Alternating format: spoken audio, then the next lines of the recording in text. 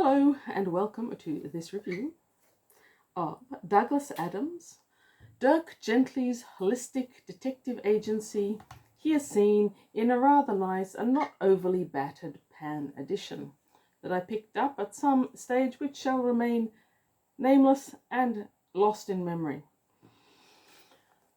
I have never read this book before, somehow. I am very fond of Douglas Adams. The Hitchhiker's Guide to the Galaxy radio play was a staple of my childhood. I think one of the reasons I never read this is because while I absolutely adore the radio play, I did not adore the Hitchhiker's Guide books. I liked them. They were okay. I wouldn't rave about them. How many people want to kill me online now? I don't know, but probably a few. As a consequence, I never really went for Dirk Gently. Now, I hear that you can actually read an audio. There is actually an audio book out there that is narrated by the author, and it's fantastic. But I didn't. I read it for real. This is a 1980s, late 80s edition Douglas Adams, whereas the Hitchhiker's Guide series came out as a radio play, have I mentioned, about 10 years before that. So his style has certainly evolved and changed, I would say, a fair bit. Dirk Gently's Holistic Detective Agency is the first in a trilogy. The second one, I think, is, what is it? The Long Dark Tea Time of the Soul, I think, maybe. And the internet tells me that the third one is A Salmon of Doubt, which he didn't complete before he died. I'm concerned about that, since The Salmon of Doubt is in that pile over there by the window. I'm going to have to figure that out. Okay, so this was described as a humorous detective novel. Agreed. And Douglas Adams at one stage described it as a thumping good detective, ghost, horror, whodunit, time travel, romantic musical comedy epic. It's pretty epic, and it doesn't actually start with Dirk Gently or any of the other main characters. It apparently evolved from two different Doctor Who series, one of which I believe was aired, and the other which I don't think it ever was. It's influenced by Adams' time in university and some of the experiences that you get from this book, including the sofa that's stuck on the staircase in such a manner that it can never be released, and yet could never actually have gotten into that position. That came from an experience that he kind of had at university as well, which tells you a lot about universities in England that you never knew. Okay, this book starts off in a way that I think is a bit chaotic. First of all, we start off in this hellish yet strangely fascinating landscape devoid of nearly everything except this tower. We then move forward to a time period that is a long time, billions of years maybe later, and switches to the perspective of an electric monk. I really enjoyed that part. The idea of the electric monk is you've got a civilization which you eventually figure out isn't human, in which electric home-saving, time-saving devices are everywhere. So like our electric toaster to toast bread electronically, electric dishwashers, and so forth.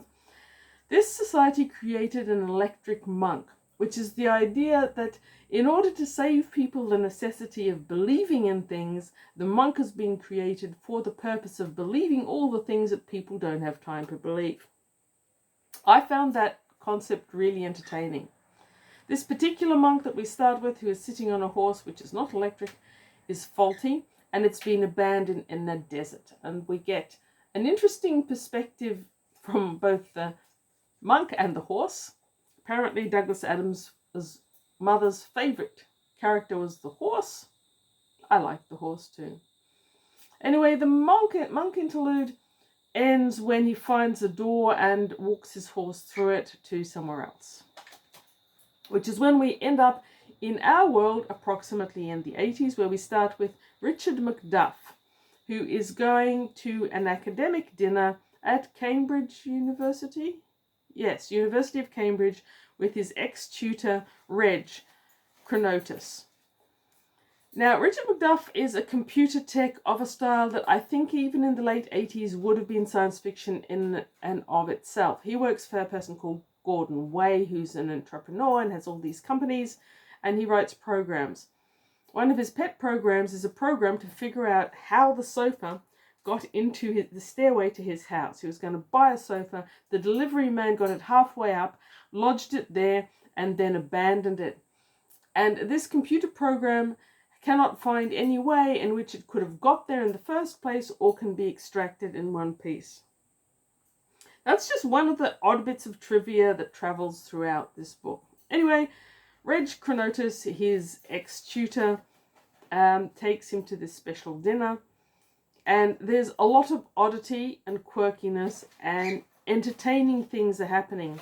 Chronotis is described as the lecturer in a topic that has been there since George III and which has never actually been studied by anyone because he sets tutorials from texts that can't be intentionally sets tutorials from texts that can't be found.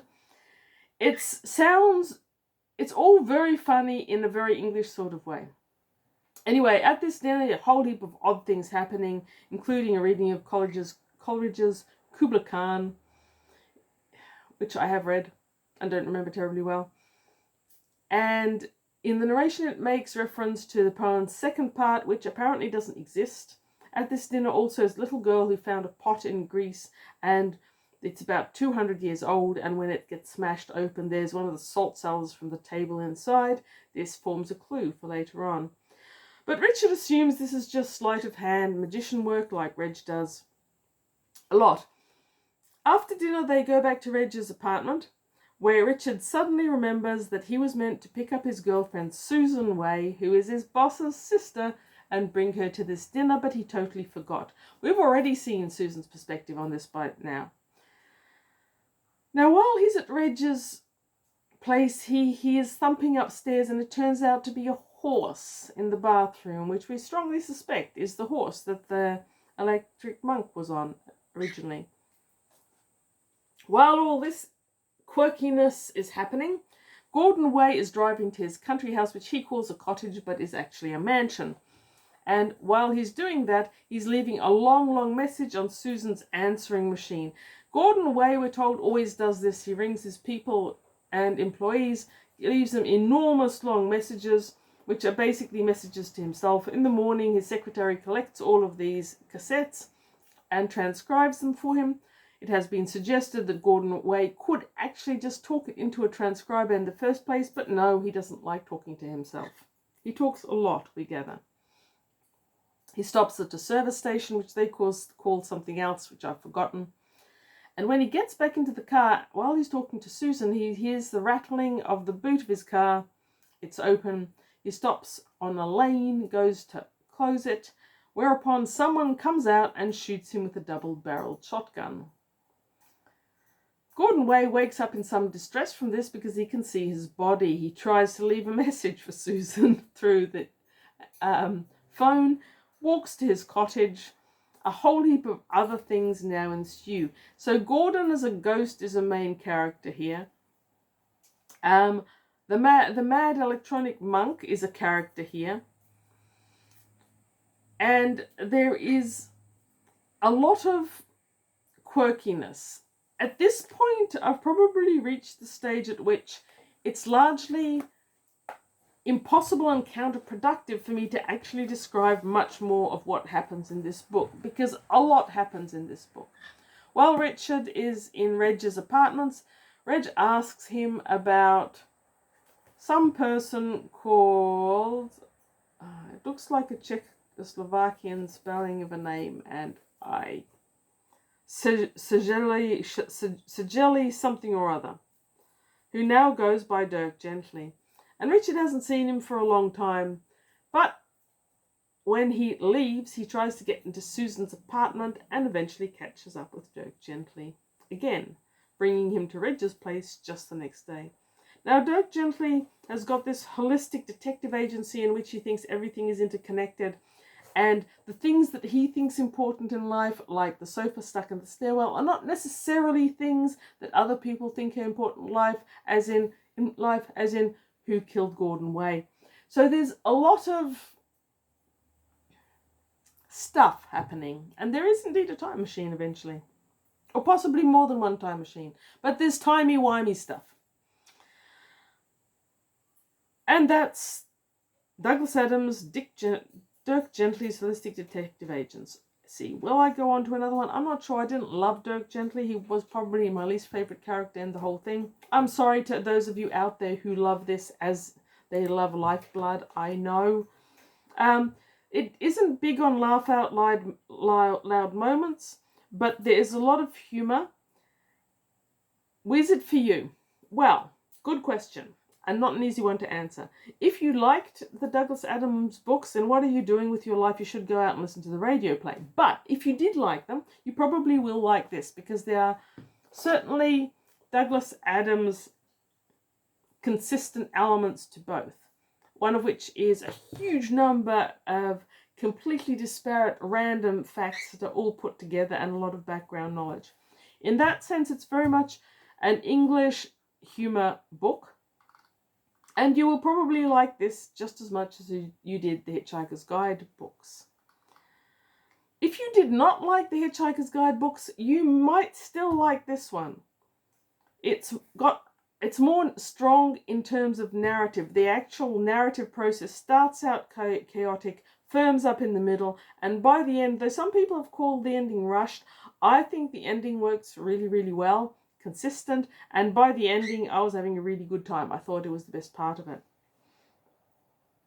So, yes, narrative structure similar, but this, I would say, in many ways is more plot-driven than The Hitchhiker's Guide. It has a plot that continues all the way through.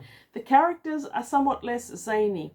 If Zaphod Beeblebrox was just a little bit too much for you, I think Dirk Gently will be only a tiny bit too much for you, and the other characters are mostly normal characters, except for the electric monk and the horse. And the horse you can encounter if you go out to fields. Yes, who is it not for? There's a lot of people out there who really don't like humour in their science fiction. This is humorous. It's humorous, often in quite clever ways, but unless you like a huge number of different sources drawing into your story, or you recognise sufficient of these sources to enjoy it, you may not love it. I did quite enjoy it. I'm not sure that it's more than a 3 out of 5, but I'm glad I read it. I may read it again. If I read it again, I might have a better idea of the pacing of it, which is slightly erratic, and on the reread, I may well enjoy it more. Okay, that's Douglas Adams, Dirk Gently's Holistic Detective Agency. Thank you for watching. Either my next review or my second next review will be for a book voted by you, or at least some of you. Ray Bradbury's The Day It Rained Forever is my next book, as promised, and thank you to all those people out there who voted in my little which book should I read next thing. Thank you for watching. Read good books.